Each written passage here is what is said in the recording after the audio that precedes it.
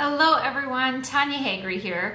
I always talk about being a freedom catalyst. That's because I am really passionate about helping people change so they have more choices in their life to spend their time how they want to spend their time. And a lot of times that very much centers around who they want to spend their time with. Now, as an entrepreneur, you have to develop a thick skin. You have to roll with the punches because there are a lot of peaks and valleys, and everything doesn't always go as planned. And typically that's just part of the entrepreneurial journey. One of the things that can happen is that those closest to you, whether it be a family or your spouse or a partner or best friends, they aren't always the most supportive. Now that can happen for a couple of different reasons. Number one, just because you have thick skin doesn't mean they do. And a lot of times it can hurt them when they see you hurt or unhappy. Maybe they've seen you try and fail before. And if you stop to think about it, sometimes that hurts them just as much, watching you go through all of that emotion and those trials and tribulations.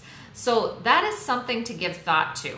Now, other times, the entrepreneurial life, and when you're under a lot of stress and pressure, it can often magnify if you had any communication problems or relationship problems. It may have nothing to do with your business. It just amplifies issues and problems that were already there. It can often bring those to light, and a lot of times that can get blamed or exacerbated by an entrepreneurial pursuit. Now, last but not least, my biggest message to you as the entrepreneur that's asking for support is communicate, communicate, communicate. Be very upfront and honest about what your goals are. Be very clear about what you're going to do. Be very specific and set time blocks and be very intentional with that time.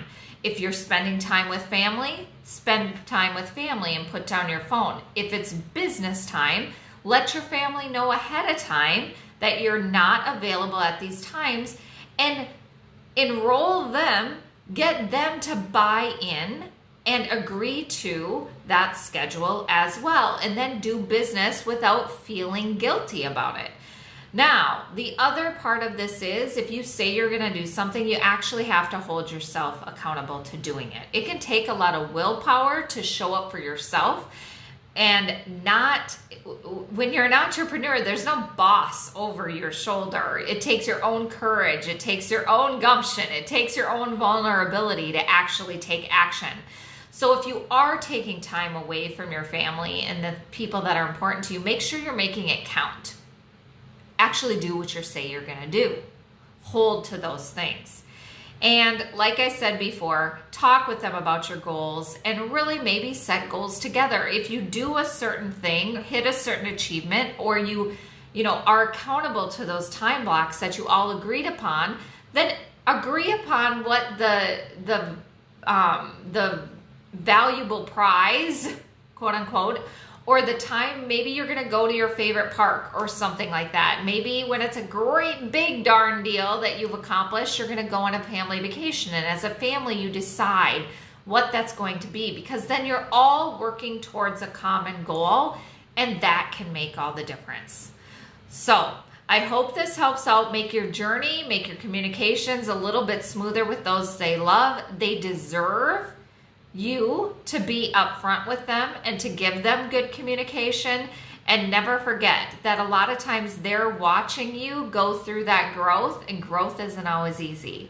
So take them along for the ride, but in a good way. Manage your emotions and communicate the entire path as well. Have a great evening, everyone. Bye-bye.